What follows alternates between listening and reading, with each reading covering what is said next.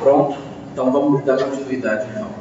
A aula passada a gente encerrou história, né? A gente já veio da pré-história até contemporânea, história do paisagismo, e a gente hoje vai começar a ter noções de botânica.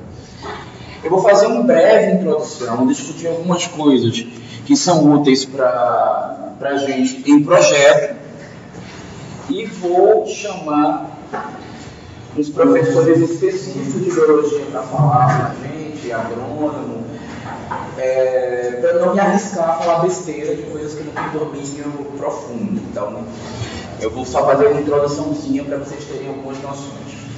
A primeira coisa que a gente precisa entender é um pouquinho do que é o reino plantário, já que a vegetação é uma coisa que vai estar presente nos nossos projetos, então não dá para a gente ser totalmente ignorante.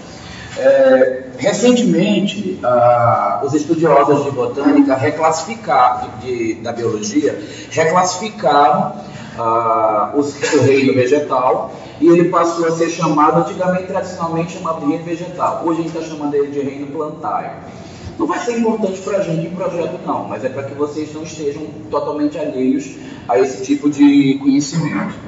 E antes, o que a gente entendia como vegetação, ou provavelmente o que vocês devem ter estudado lá atrás, no primário, primeiro e segundo grau, era a noção de que a vegetação era aquela composição de raiz, caule, folha, flor e fruto, e que ele tinha um processo de crescimento que dependia da fotossíntese, que era feita através da luz solar e da retirada de nutrientes do solo, que ia fazer com que a condução da seiva chegasse até os troncos dos troncos, até os galhos, até chegar nas folhas, onde seria realizada a fotossíntese. Hoje, a gente tem uma classificação um pouquinho diferente, que eu também não vou me aprofundar, vou falar superficial, e vou botar um professor aqui de biologia para falar por mim, que eu acho que ele vai falar com mais propriedade, mas a gente precisa entender que, na verdade, hoje o reino plantário, que antigamente era o reino vegetal, ele tem uma subdivisão um pouquinho mais elaborada, porque precisou separar o vegetal do que seriam as algas. Então, a gente vai ter as seguintes classificações. Primeiro a gente vai começar com briófitas. Essa classificação, gente, ela está organizada de acordo com o seu estágio dentro do processo evolutivo. Então, ao longo dos milhões de anos aí, a vegetação ela foi precisando se adaptar e ela foi sofrendo mutações e foram dando origem a novas espécies. As primeiras espécies, elas eram ancestrais das algas, que elas habitavam exclusivamente no meio marítimo. Então, depois de um tempo, essa vegetação começou a migrar para o plano terrestre, mas ela começou o seu processo de alimentação, que pode dizer, talvez assim, de alimentação ou de manutenção do seu organismo, pelo mesmo processo que se dava nas algas. Então, o que vai acontecer? Esses seres eles vão ser bem pequenininhos, as briófitas. Eles vão se assemelhar em tamanho às algas, justamente por eles não terem um sistema de condução dos seus nutrientes, como nós temos nas espécies posteriores. Então, o que vai acontecer? Essas espécies aqui, elas têm a condução da sua seiva a partir da osmose. Então, uma célula coladinha na outra, a célula que está vizinha, que está próxima de onde está o nutriente, ela transporta esse nutriente pela sua membrana e uma vai passando para a outra. Só que o que acontece é que, ao final, na última célula, ela já não consegue mais ter a mesma quantidade de água e de nutriente que a primeira tinha, porque a cada passo que vai se transportando, vai chegando a quantidade menor. Isso fez com que as espécies tivessem uma escala, uma proporção muito menor do que as outras que fizeram parte de um estágio mais elevado do processo evolutivo. Então, aqui a gente vai encontrar vegetação muito pequenininha, elas são praticamente, somente a gente vai ver, aqueles musgos pequenininhos que a gente vê nas pedras, nos cantinhos de construções, ok? Assim como a gente vai ver também elas muito em áreas alagadas, porque essa espécie aqui, essas espécies, aliás, elas dependem muito da presença de água para sobreviverem. Então, normalmente em áreas úmidas que a gente vai encontrar esse tipo de vegetação. Avançando um pouquinho no processo evolutivo, a gente vai encontrar um tipo de vegetação que já passou a ter um sistema de vasos mais eficiente, conseguindo transportar os nutrientes para extremidades mais distantes de onde estaria a fonte dos nutrientes. Isso fez com que o próximo grupo de vegetação, que são as pteridófitas, tivesse uma escala um pouco maior. Então a gente vai encontrar desde arbustos até árvores menores dentro desse grupo aqui. Só que nesse grupo daqui, apesar dessa evolução, a gente não tem ainda as sementes propriamente. Então o método de multiplicação dessas plantas aqui, principal, além dos alternativos que a gente já conhece, como estaquia, alporquia e aproveitamento de parte da planta para multiplicação, mas a multiplicação dela sexuada, ela vai ocorrer por esporos.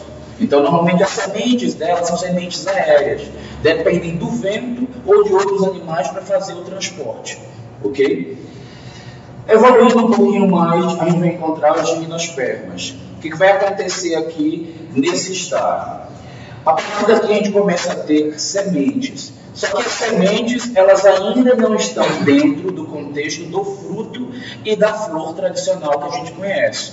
Então, as plantas dessa categoria aqui, elas já não vão apresentar aquela composição clássica, nós não vamos ver elas floridas, não vamos ver frutos. Então, já acontece a multiplicação a partir das sementes, mas ainda não tem o apelo também para a reprodução que as angiospermas vão possuir, já que tanto as flores quanto os frutos são atrativos para os animais, que vai ajudar a perpetuar a espécie de fusão das sementes. E a gente tem nesse último estágio aqui o vegetal clássico que a gente conhece, que é inclusive onde está concentrada a maior quantidade de espécies. Só para vocês terem uma noção, a gente já tem um quadrozinho aqui, onde a gente pega as espécies mais simples que vão transitar na casa dos poucos mil espécies, e até chegar nas angiospermas, onde a gente vai começar a ter centenas de milhares de espécies dentro de um mesmo grupo. Então a gente vai ver a maior parte da vegetação aqui. Isso quer dizer que normalmente quando vocês virem vegetação, seja ela qual for ornamental, normalmente, porque algumas das exceções vão aparecer, nós vamos ter algumas plantas aí que vão se enquadrar nesses grupos aí de vegetação que não tem essa estrutura clássica. Normalmente ela vai ter tudo que a gente reconhece na vegetação, porém ela normalmente não é expressiva e a gente não percebe. Aí muitos de vocês vão perguntar quando chegar lá em grama. E aí, grama tem tudo isso, mas grama tem flor? Tem. Grama tem lá, as sementes tem também. Então a gente vai começar a observar, elas podem não ser expressivas, elas podem não ter toda a estrutura e, dependendo do clima, algumas dessas plantas não vão conseguir produzir outra semente ou fruto porque ela não está no clima na qual ela consegue se adaptar. Mas a planta originalmente possui a estrutura completa. Bom, apesar dessa classificação que é básica, e eu já falei para vocês, o professor de biologia vai falar de maneira mais abrangente do que eu, existe uma coisa, algumas informações da vegetação que são mais importantes para a gente do que esse conceito básico aí, que é o fato da adaptação da vegetação. Deixa eu ver se tem algum slide aqui, antes de cair direto. Não, tá.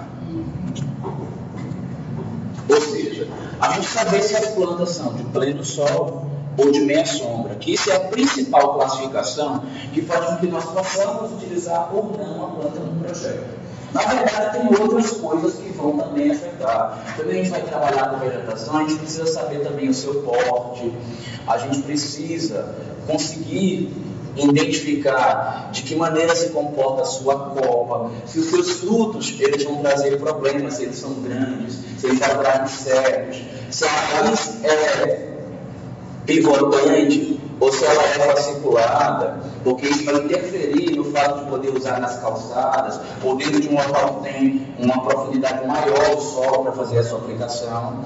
Porém, a gente começa a brincar de entender vegetação no projeto de paisagismo quando a gente começa a identificar o grau de adaptação delas. E nesse sentido, a gente não vai ficar decorando, tá? Porque a gente não é livre de botânica, o que cada planta, qual planta tem qual tipo de adaptação.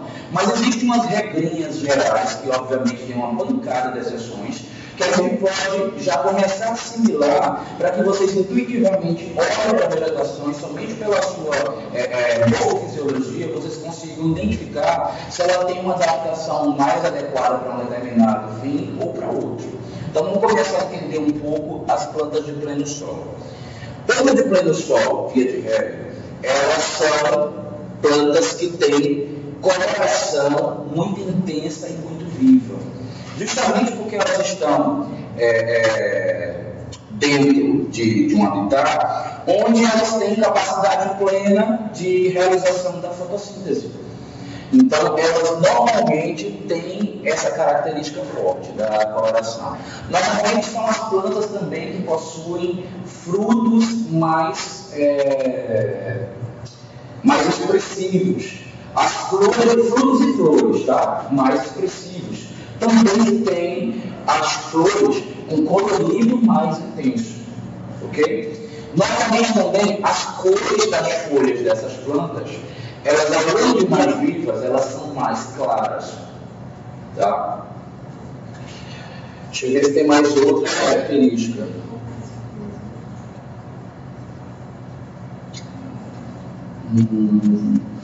Se lembrar de alguma outra aqui, eu conto já. Vou falar um pouquinho agora das plantas que são de meia sombra. Planta de meia sombra, normalmente, floração não é muito expressiva.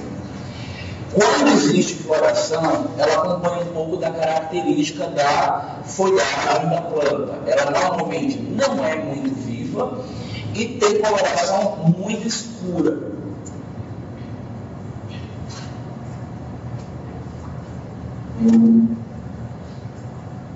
Algumas plantas, a gente vai pensar que elas são de meia sombra, quando na verdade elas são plantas que têm facilidade de adaptação.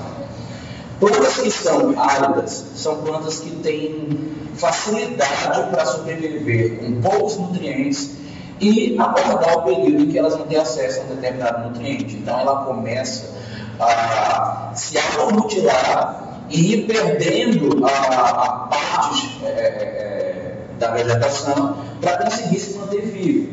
Então a gente vai ver, por exemplo, plantas que são de pleno sol, mas você transporta para a meia sombra, primeira coisa que ela perde, fruto.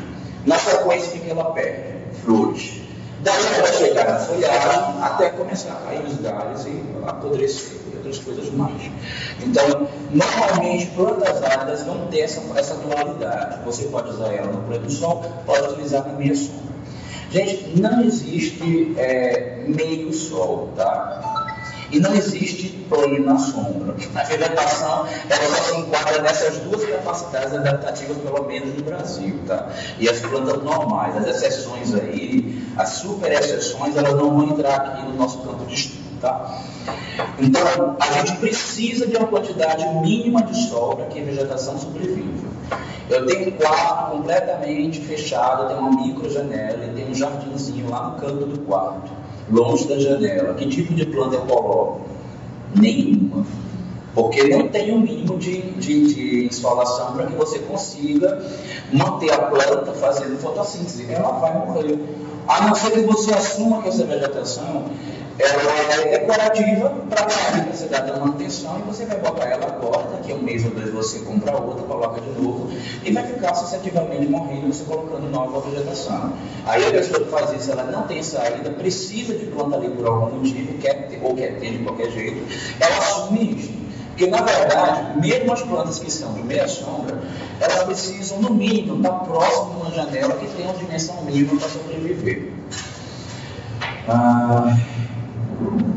Vegetação que é de meia sombra, normalmente, ela também está dentro de uma condição mínima de insolação na natureza. Quando a gente acaba colocando ela numa situação mais de estar interna ao edifício, quando a gente fala, por exemplo, de jardim de inverno, a gente vai ter aquela vegetação de uma maneira que não está no seu habitat natural, modificou alguns dos nutrientes que ela vai precisar.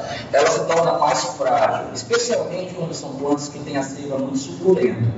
As suculentas, por exemplo, os cactos, né? Eles têm bastante seiva. Se você corta um pedaço da folha, você vai ver que vai transbordar a seiva. E o que isso quer dizer? Que ele tem muito alimento para insetos, para pragas e para os micro-organismos. Então essa planta fica super suscetível. Quando você pega uma planta de meia sombra e coloca dentro de uma área que tem extrema falta de sol, ela fica super suscetível aos organismos, porque inclusive a imunidade da planta baixa, porque ela está com falta de nutrientes. Então fica super fácil dos insetos e outros seres aí começarem a consumir essa planta. Então a gente tem que ter esse tipo de cuidado aí.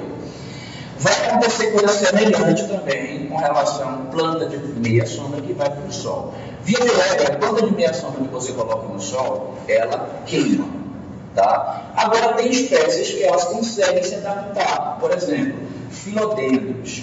Filodendros é uma família que é nativa daqui do Brasil, que ela é gigantesca. Tem espécies, assim como bromélias.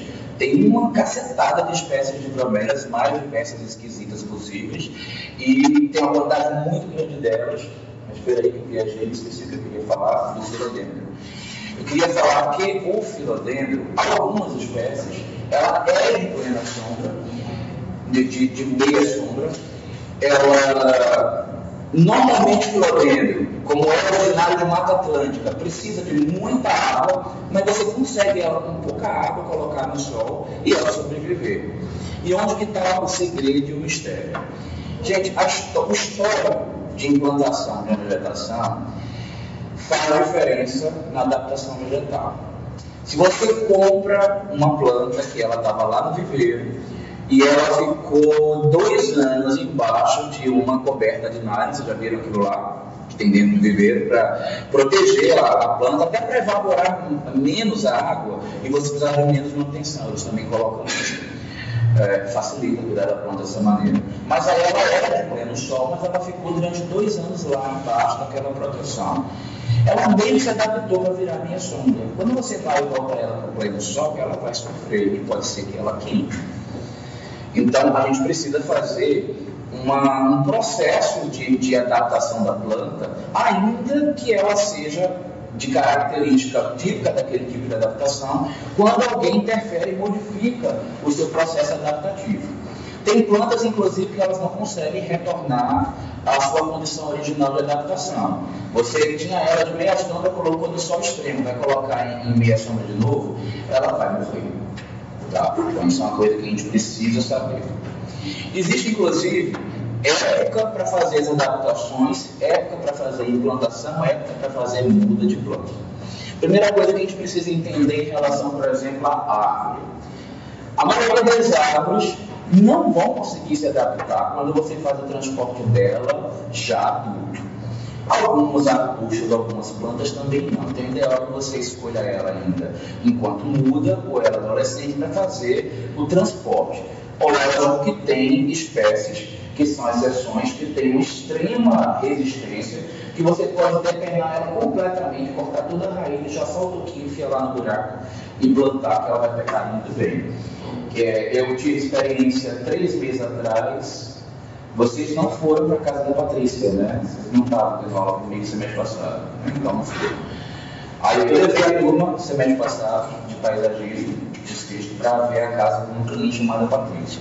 Muito provavelmente, talvez dê para a gente dar uma passadinha lá, porque é uma cliente muito satisfeita e gostou muito do trabalho, ela faz questão de abrir a casa para a gente ver, né? E lá está executado. Mas eu tive uma experiência ruim, que ela tinha miúca, que não por acaso, uma planta dessas que tem essa capacidade de tanto de migrar do ambiente sombra para o pleno do sol com facilidade, sem sofrer tanto, como ela é muito resistente, dá muito pouca manutenção, é muito fácil de cuidar. E eu estava novamente perto dela e estava discutindo que plantas que tinham no jardim que a gente ia reaproveitar. E eu cheguei nela e falei assim, não, assim, não tem problema não. Você pode arrancar todas as folhas, deixar só o topo da madeira e colocar no canto, que ela sobrevive de novo. O jardineiro estava perto e pegou e fez o que eu falei. Deixou só o topo de uma inuca que tinha 3 metros de altura, linda, fantástica, já devia custar em torno de 500, 800 reais, e cortou só o topo e botou lá no fundo. Ela cresceu, hoje ela está lá. A gente cortou em 2 e fizemos 2 inucas daquele topo que ele colocou lá. Isso é massa, mas eu gostaria de hoje estar com uma inuca de 5 metros de altura para colocar na frente da casa dela. E eu não pude fazer isso. Aí hoje a gente improvisou, porque a gente ia colocar a inuca grandona, né? Ia funcionar como se fosse uma palmeira no acesso. E aí a gente foi na loja e a gente improvisou. Como o cacto ele não fez isso, o cacto sobrou, eu peguei o cacto, cortei em 2 e botei na frente da casa dela, que não era o meu plano, porque ela também fez a casa em época de crise, essa história dele, eu estava com a verba baixa, gastou muito com a casa da chegada no paisagismo. Inclusive eu acompanhei a obra dela também sou autor do projeto de arquitetura. Mas o que eu estava falando era dessa capacidade de adaptação e da questão da manutenção. Plantas áridas em geral, elas são plantas que suportam muito sem manutenção. Todo cliente que contrata um paisagista, o papo dele normalmente é assim, olha, o arquiteto me fez gastar muito, eu estou todo endividado e não sobrou muito dinheiro. É assim, eu gastei 3 milhões para fazer a casa, mas a gente consegue fazer um jardim com uns 1.000, 2.000, o que você acha? Gente, só para vocês terem uma noção, um investimento baixo de paisagismo, coerente com as casas, você vai gastar em torno de 3%. Um paisagismo coerente se gasta entre 5% e 10% do valor da casa. Só para vocês terem uma noção, quando você investe em paisagismo, você normalmente recupera de 4 a 5 vezes o valor que você investiu na venda da casa. Então é um investimento que compensa muito, mas é uma cultura que o brasileiro não tem. O brasileiro gasta a menor quantidade possível, ele gasta 0,3% a 1% do que ele gasta na casa do projeto de paisagismo. Por quê? Cultura, é cultural nosso. Óbvio que tem as exceções, e normalmente são essas, inclusive, que contratam os profissionais de paisagismo para fazer um trabalho coerente. Sabendo disso, dessa questão do cliente normalmente não querer investir, a gente precisa dominar plantas que possam proporcionar a ele uma manutenção menor. Então, para isso é bom a gente conhecer também características das plantas que têm manutenção menor. Alguns toques básicos que eu vou passar para vocês, mas que obviamente são regra geral e tem exceções. Plantas que têm baixa manutenção, normalmente, elas têm folhagem grande. Elas normalmente têm tronco lenhoso. Já depois eu vou estudar com mais calma quando a gente for ver tipologia, o que é isso de tronco lenhoso, tá? Tronco lenhoso. Você corta o caule e é madeira. Elas normalmente têm seiva leitosa. É que normalmente muitas das que são super resistentes têm seiva leitosa, tá? Elas têm as folhas, se não próximas do formato de espinhos, a própria cola dela é composta por espinhos, tá? Então isso você vai denotando que a planta tem muita manutenção. Ao contrário, Assim, normalmente as plantas que dão baixa manutenção, a floração não é muito expressiva. Então você vai apelar para a planta que tem coloração expressiva na folhagem. Por que eu estou dizendo isso? Porque as mesmas pessoas que dizem assim, eu não quero gastar muito com jardim, não quero cuidar, a maioria das pessoas detesta cuidar de jardim. Ela quer ter um jardim que ela bote lá, fique o ano inteiro bonito, que não precise fazer nada no jardim, que esteja sempre bom. Não existe isso. Todo jardim dá manutenção, a gente consegue minimizar essa manutenção. Mas a mesma pessoa que diz que não quer manutenção, ela normalmente fala assim, eu amo flores. Isso é comum, é quase todo mundo que contrata, vem que esse dia e fala para mim. Eu já sei de qual salteado. Os clientes vêm falando para mim, quando dizem, olha, mas para mim você vai fazer diferente. Aí dá vontade de dizer assim, tá bom, esse diferente, o mesmo papo que mais de 2.000 pessoas falam para mim, já falaram para mim. Que é essa história de querer muita flor, adorar flor, e querer baixa manutenção, não querer cuidar, e querer um preço baixo para a vegetação. Planta não é barato. E em Brasília é menos ainda. Só para vocês terem uma noção, uma palmeira que eu adoro, amo, que não tem cliente sempre para projetar esse tipo de palmeira e o cliente aceitar. Às vezes eu tenho que trocar, porque o cliente não aceita. Uma fênix canariense. A gente vai dar umas olhadinhas, a gente tem aula de palmeiras, vamos conhecer ela. Uma fênix canariense aqui em Brasília, você pode comprar uma adulta em torno de 10, 20 mil reais. Não é barato, não é. Às vezes compensa você ter uma única espécie mais expressiva e você colocar a quantidade que precisa de determinada planta para que ela tenha expressão. E, via de regra também, as pessoas querem reproduzir aquele raciocínio de jardim de vovó. O que é jardim de vovó? É uma planta que ela gosta aqui, aí nunca mais outra dessa. Afasta 2, 3 metros, outra lá, aí depois outra lá, e assim muito espaçado. Só que plantas que têm porte pequeno, que não têm potencial expressivo, elas precisam ser utilizadas dentro de um maciço aglomerado para que ela dê visão. Se ela vai na casa de uma pessoa e olha um projeto elaborado, feito por um profissional, ela faz, é assim que eu quero. Agora, se ela não olha e ela olha só o projeto e recebe o orçamento, ela fala, eu jamais quero dessa maneira. E ela pede para trocar na primeira tentativa. Então, a gente acaba tendo que forçar. No meu caso, por exemplo, eu não dou continuidade no projeto de paisagismo se o cliente não for num projeto meu para reconhecer. Porque se no Brasil as pessoas são ignorantes quando você fala de projeto de arquitetura, os paisagistas são mais ainda. E a primeira coisa que ela fala para você é, você vai colocar as plantinhas lá na minha casa? É rapidinho, conversa com você na sexta, quando na segunda ela quer já o projeto. Gente, por incrível que pareça, é uma realidade do mercado que a gente tem que se adaptar. É por isso que em Brasília nós não temos tantos arquitetos que são paisagistas. A gente vê muito agrônomo, a gente vê muito profissionais mais da área, né, botânica, porque tem essas complicações que nem todo arquiteto se adapta. E deixa eu recapitular, que agora me perdi. Professor, questão das plantas que têm espinhos lá, qual que é? As áridas? São as plantas, normalmente são as áridas. São as que têm ou a folha em forma de espinho, ou a folhagem dela é associada a um espinho. Por exemplo, a iuca que eu falei agora é assim, a gávea dessa maneira, coroa de Cristo, ela tem essa característica. Então são plantas que elas vão ter muita resistência. A própria coroa de Cristo, você corta um pedaço dela, você vê que sai uma seiva bem leitosa. É bem dessa maneira, então. Tá? E eu estava falando de que antes de manutenção do jardim. Plantas que têm muita folhagem pequenininha, florzinha pequenininha, gente, normalmente sinal de muita manutenção. Então, por exemplo, buganvília, as pétalas da buganvília são deste tamanho, são muitas. Buganvília é uma planta que ela dá flor assim de fora a fora. Por que dá muita manutenção, gente? Porque planta que tem folhagem pequenininha, o ciclo de vida da folha é curto. Então, a folha renova com muita facilidade. Então, a folha cai e nasce outra. O que acontece com o chão? Fora todinho de folha, fica aquela sujeira. Aí esse tipo de planta, por exemplo, quando você está pensando numa mesa de uma piscina, você vai ter problemas, porque aquele monte de folhinha vai entupir o filtro da piscina. Então, normalmente, esse tipo de planta a gente não vai para perto de piscina.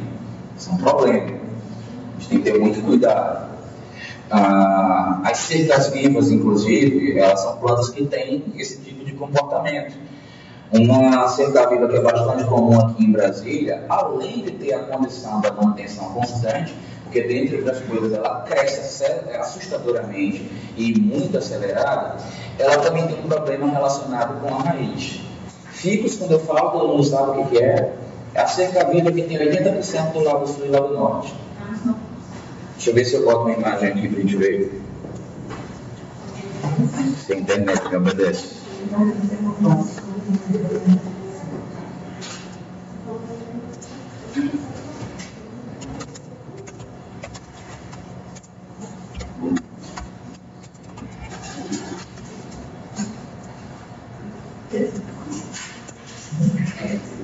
Nossa, que bom, a internet está entrando.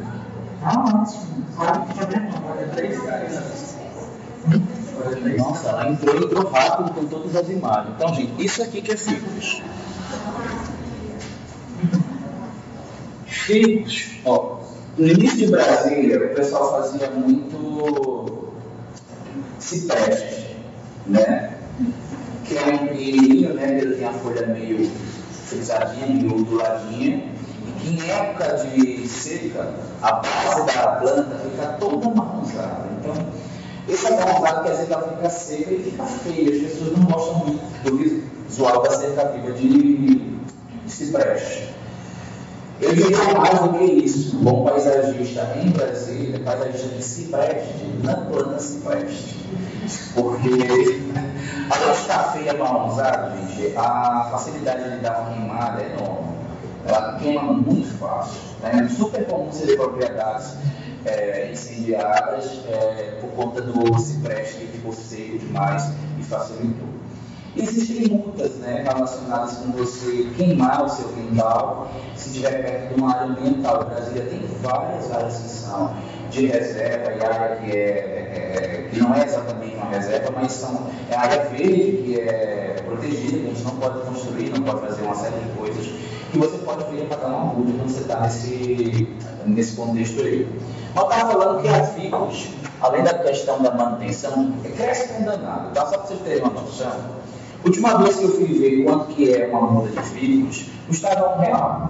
É a muda mais barata que existe no Brasil, tá? Nem se você quiser comprar uma florzinha daquelas vagabundas Maria Sem Vergonha, não é R$1, tá? Você vai pagar R$2 ou R$3 por uma Maria Sem Vergonha desse tamanho, pequenininha, sabe? Hã? Não, mas depende. Se for uma Maria Sem vergonha mesmo, aquela que dá de qualquer jeito, né? Ela é super sem vergonha. Aquela não morre fácil, tá? Você só não pode botar ela na sombra porque ela é de pleno sol e ela é de extremo pleno sol, tá? Ela não é exigente com nada, né? Ela gosta de uma aguinha, mas também não é essa coisa, ela suporta bem. É porque tem uma outra Maria Sem Vergonha, que não é a clássica, que talvez eu não conheço ela como Maria Sem Vergonha, mas aqui em Brasília chama-se Maria Sem Vergonha. Ela é mais delicada, mais suscetível a inseto, ela não aguenta tanto sol, então se for essa realmente morre, pode ser que morra na outra semana, no outro dia morre não. Mas estou falando dos ficus, que é barato, R$1 você botar uma muda de ficus. Vem um toquinho de pau desse tamanho, com uma folhinha de nada, você coloca lá. Com uma semana já aparece, já começa a dar um monte de folhinha. Com um mês ela já parece um arbusto. Então, é uma coisa incrível o crescimento dela. Só que do mesmo jeito que ela cresce para cima, ela também cresce para baixo. Isso é uma constante. Isso é uma regra civil geral do reino plantário, mas óbvio que isso aqui é só um geralzão, um monte de exceções. É só para a gente ter uma noção básica do que a gente pode fazer ou não no momento de tomar uma decisão paiologística. Mais ou menos o que você olha aqui para cima, na vegetação, você vai ter alguma ação para baixo. Ainda que pareça que não, mas rola isso. Então, uma árvore grandona, 8 metros, pode ser que ela esteja com 8 metros para baixo de raiz. Então, você vê uma ficus dessa subindo 5, 6 metros para cima, pode ser que ela esteja com 6.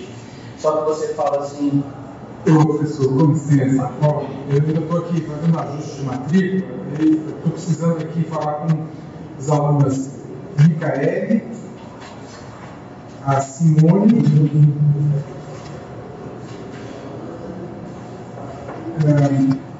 Deise, Diego e Letícia.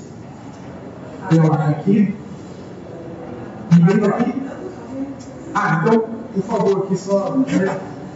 Desculpa a interrupção, pode continuar com a aula, é uma assunto rápido. Os outros não estão, não, né? Não.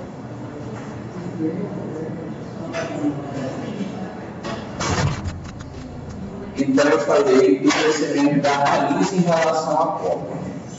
Gente, tem muita gente que vai, porque como a proporção ela se rebate em termos de copa e raiz aproximada, muita gente pensa o seguinte: então é só corto bastante, podo ela bem, boto ela pequenininha, porque ela não vai crescer a raiz. No caso da ficus, há uma exceção, porque ela continua crescendo a raiz dela. Ela é tão invasora que se ela chegar num ponto que ela encontra uma pedra, pode ser que ela fure a pedra para ir atrás do que ela quer, se ela descobrir que tem umidade por trás da pedra. Eu já tive uma casa de um cliente que ela tinha uma raiz de ficus, que a gente simplesmente escavou todo o terreno dela e colocamos terra de novo por todo o terreno, 2 metros, quer dizer, a maior parte 1 metro, em alguns locais 2, porque a gente desconfiava que era ali que a ficus nascia. Nós não descobrimos onde a ficus dela estava. Aí dizendo, bom, acabamos com 2 raízes, cortou tudo, não sabemos onde é a origem, mas a raiz estava aqui, acabamos, cortamos, plantamos tudo. Com 6 meses que eu tinha feito o jardim dela, a ficus voltou a nascer. E a raiz da ficus começou a invadir a área da piscina dela. Resultado, o ficus estava na casa da vizinha dela, que estava do outro lado da rua, e a raiz passava por debaixo do asfalto. A raiz levantou o asfalto, chegou na casa dela e quebrou a piscina dela. Você tem noção do que é uma ficus.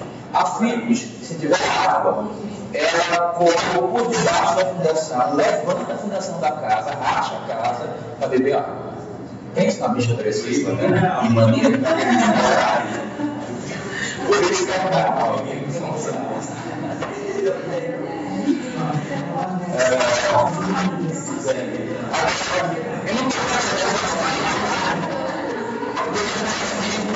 Ela pode entrar na situação de agressividade extrema, que foi o caso que eu citei, não é sempre assim.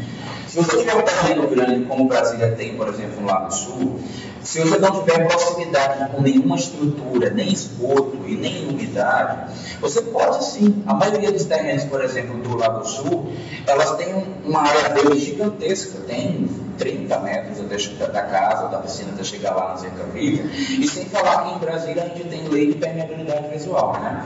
Você não pode, no fundo do seu terreno, fazer muro, e na frente você só pode fechar 30%.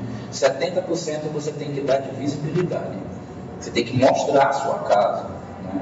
Então, por conta disso, às vezes a gente tem que ter uma cerca viva mesmo. É a única maneira de fechar alguns lotes, no caso de Brasília, de alguns condomínios fora de Brasília. Vários condomínios têm essa norma. Ou o muro tem uma determinada altura, ou pode fazer maior, mas só tem que ser com vegetação. Então não tem essas regras que a gente vai ter que usar. E o ficus vai se prestar bem a isso quando existe uma distância razoável, no mínimo uns 20 metros de onde você está colocando, de onde tem a umidade até a planta. Se você não tem a umidade aparente no solo, então você não vai ter problema nenhum. Agora, a caixa de esgoto é um perigo sério. A ficus invade, ela entra, ela para a chegada ao coletor, a fossa séptica ou ao sumidouro, especialmente sumidouro, é que ela vai mesmo em toda a vontade. Não satisfeita, ela entra na tubulação, vai para dentro de casa e ela pode dar no ralo do seu banheiro. Acontece. Tem um vídeo, eu não vou arriscar eu falar não, tem um vídeo de um agrônomo que ele vai falar. Mas ele não vai ser tão difícil lá que a gente não sabe. Vai não, gente, mesmo que ele use, vocês vão pegar um livro e vai falar. Mas ele vai falar o nome popular também. Mas tem algumas, eu, por exemplo, eu gosto muito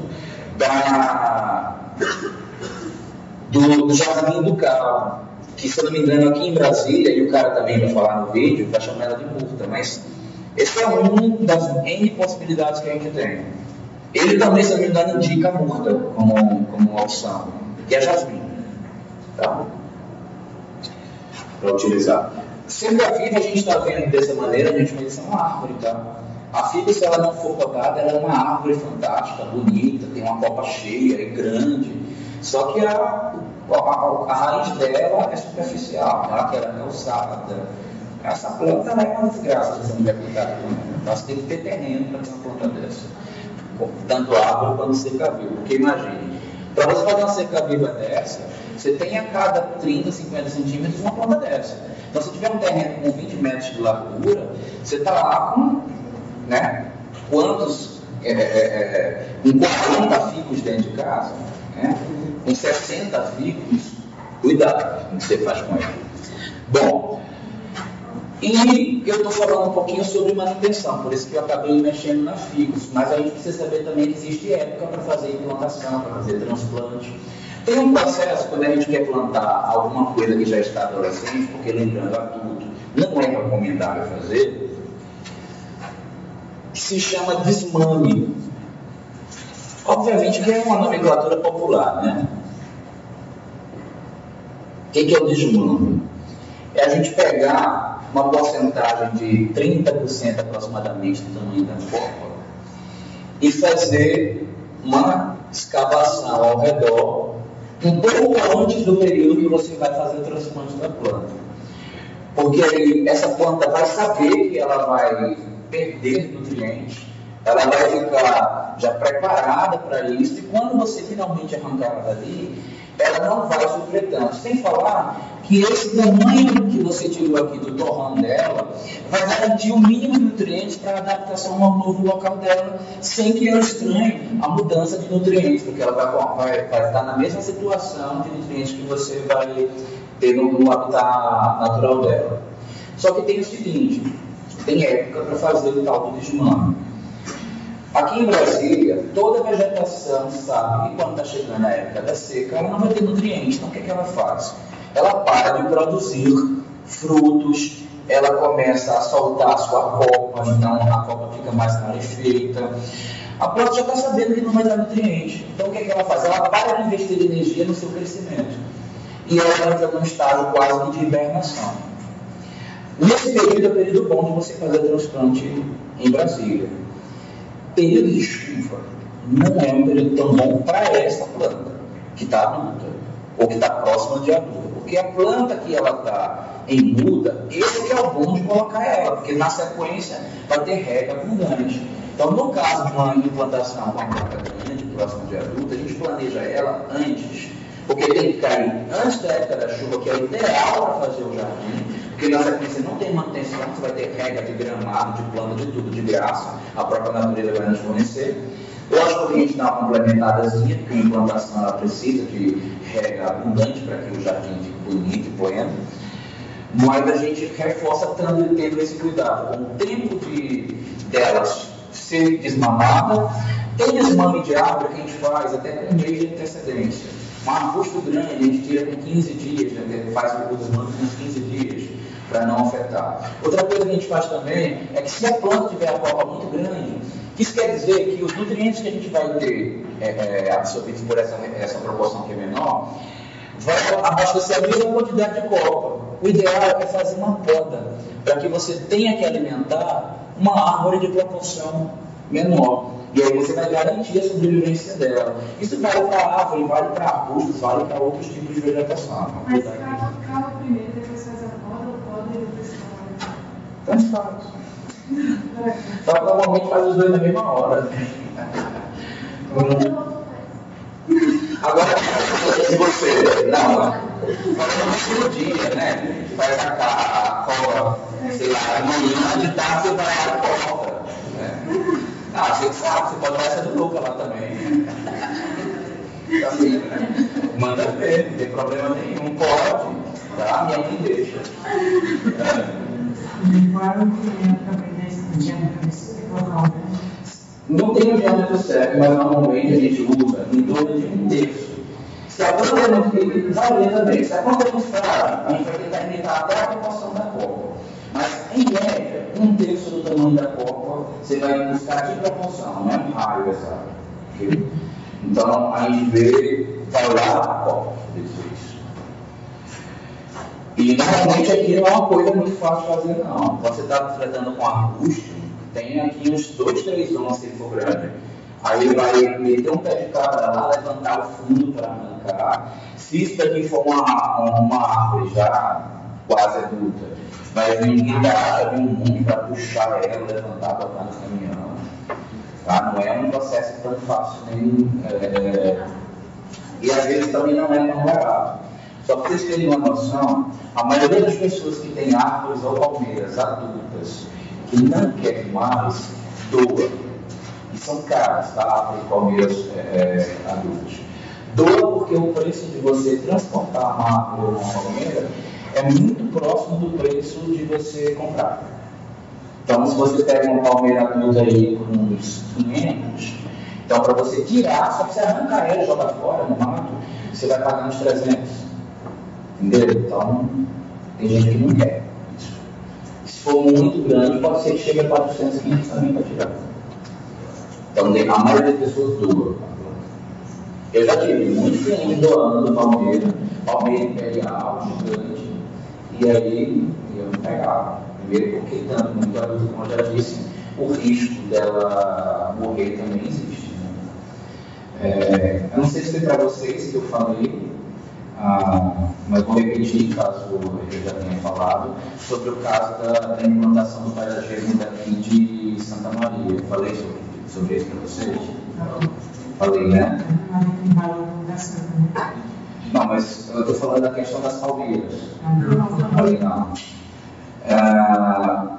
Não sei que época foi, mas quando eu fui convidado para fazer uma escola, foi convidada, e eu fui lá para apresentar a escola depois de um certo momento, porque além de ser o coordenador do escritório modelo, também sou professor de paisagismo, e acabei tendo que ir lá, né? O engenheiro falou para mim assim: olha, faça qualquer coisa nessa praça, menos colocar palmeira. Eu não entendi. Eu falei, cara, não tem nada mais que ser mais bonito num projeto paisagístico de área urbana do que a palmeira. A árvore, por mais bonita que ela seja, ela não é bonita o ano inteiro como a palmeira é. Então, tem certas marcações que só a palmeira faz, a árvore não faz. E tem até equações técnicas também, onde a palmeira não vai caber, onde a árvore não vai caber. Se tiver uma fiação aérea, aí a copa é muito larga, vai bater lá, a gente precisa de palmeira.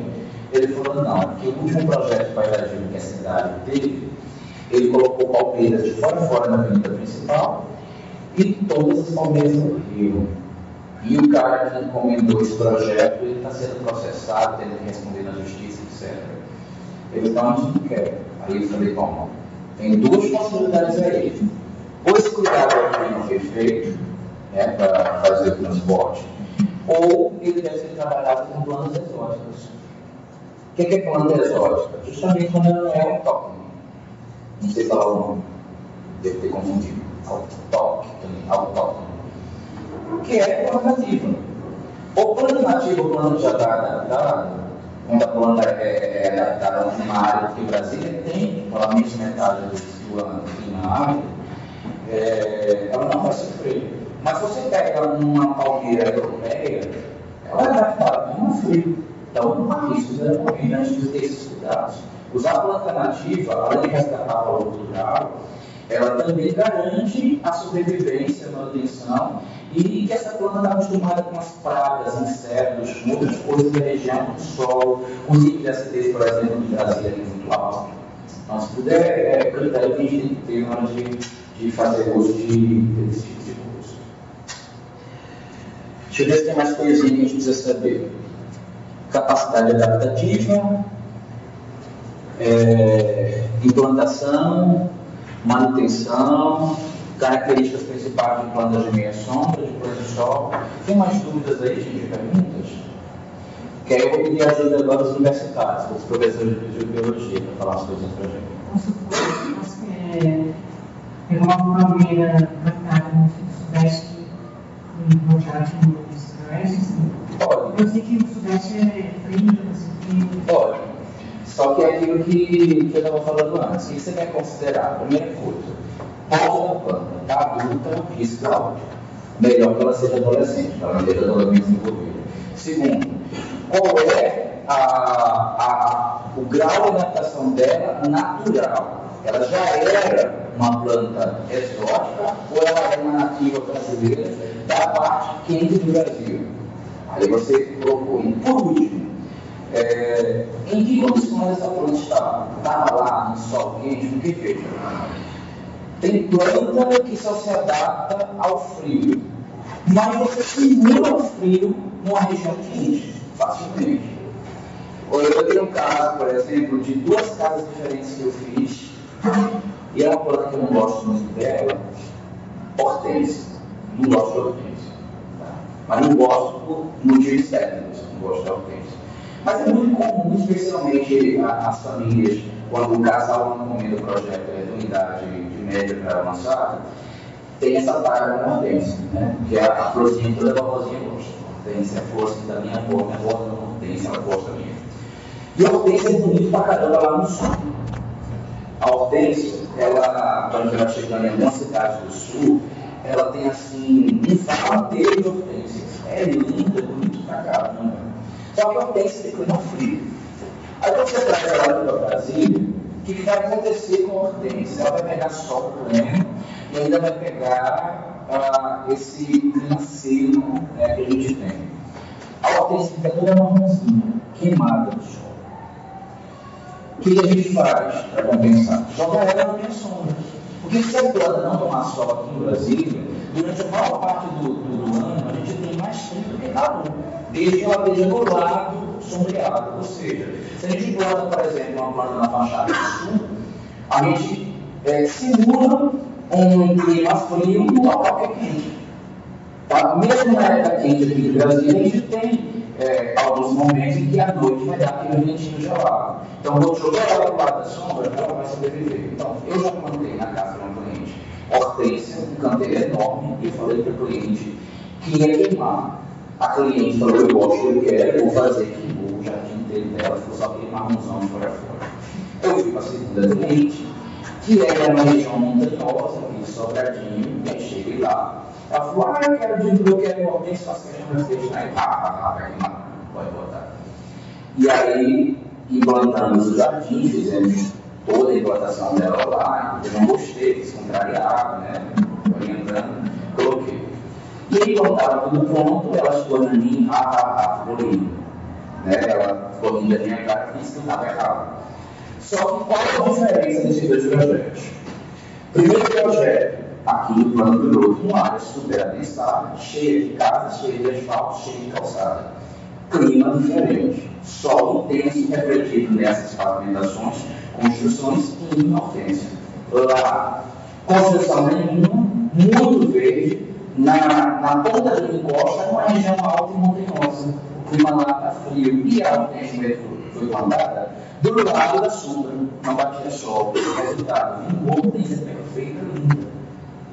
Então a gente vai observar essas coisinhas aí. Se você vai no viveiro e descobre que a planta, apesar de no livro falar que ele é sombra, mas ela está lá, você pergunta para o dono de viveiro: em quanto que essa planta está aí? Está no plano do sol? Eu teria cuidado para plantar ela na minha sombra. Eu faria um estudo, um controle, um acompanhamento até ver se ela vai mudar. Porque normalmente não é uma planta que está colocando acertado, colocando um monte. E aí você vai ter que estar sujeito a entender os problemas que vão dar por conta dela ter sido cultivada num espaço que tem uma condição adversa na região dela. Ela às vezes se adapta. Às vezes não. Às vezes você já vai para viver, você já vai para atrás da planta, você chegou lá, já acostumou. Aí você pegou essas informações que eu acabei de dar para vocês, olhou para a plantinha lá, ela falou: poxa, essa planta é meio colorida, então, só que ela está aqui na sombra. Vou investigar. Chegou lá para olhar dela de perto. Está meio desbotada, a coloração não está intensa, a coloração está fraca. Essa planta já está no processo degenerativo já. Porque ela não está realizando fotossíntese direito, porque ela é acostumada com o plano de sol, e ela está começando a perder a coloração. Perder a coloração, gente, é o primeiro sinal de uma planta que é de plano de sol, tá? Quando ela passou para a minha sombra e não está, ou ela está se adaptando e tem dificuldade, ou ela não está se adaptando. Inclusive, é uma coisa que a gente observa muito, por exemplo, em bromélia. Bromélia, por ser uma planta de clima árido, ela tem muita facilidade de migrar do pleno sol para a meia sombra. Embora a gente saiba que uma grande quantidade de bromélias já são de meia sombra, tem uma questão de pleno sol. Só que a primeira coisa que acontece nessas bromélias que conseguem transitar de um para o outro é que ela tem aquele vermelho intenso na folhagem dela e você migrou para a pele. Aí tem aquela flor bonita saindo, como as briécias, por exemplo, tem uma flor que fica em cima de um pendão grande, bonito, um negócio bem fálico em cima dela, e ela espalma em cima. Só que aí você pegou, colocou ela na meia sombra, vai perder essas coisinhas aí. Tem gente que compra, por exemplo, a Biologéria, não esquece que ela tem meio miolinho dela pintada. Aquela típica que todas as meninas conhecem, por meio dela pintadinha, vocês não conhecem essa bromélia?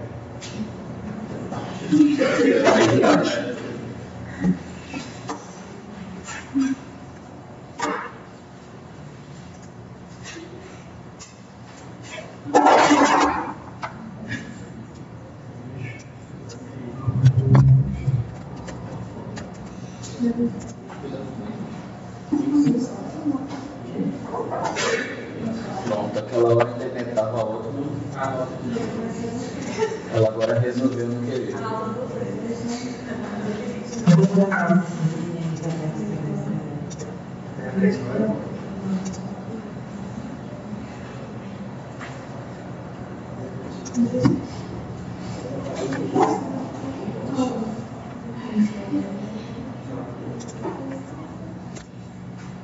Eu tenho ela aqui nos slides.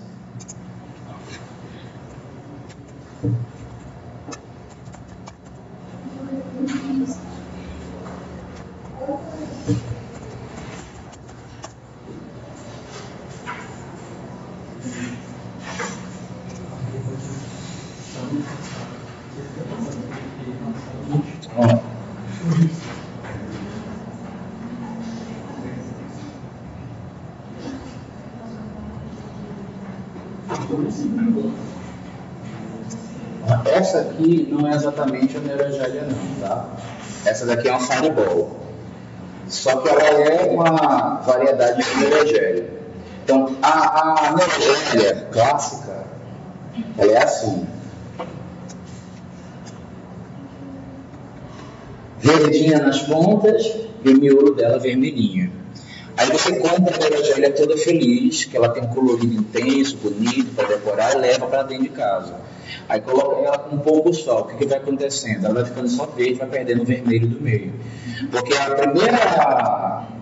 primeira característica que a planta faz quando ela está se adaptando para um habitat que não é o natural dela é perder a coloração. Então, na sequência perde frutos, flores, até chegar nas folhas. Que aí já é o processo de degeneração total, porque ela, sem as folhas, não vai realizar fotossíntese, né? Ela vai começar a ter problemas.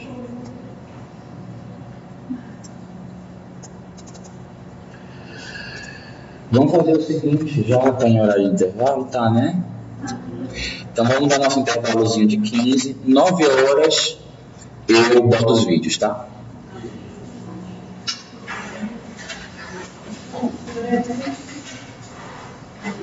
Thank you.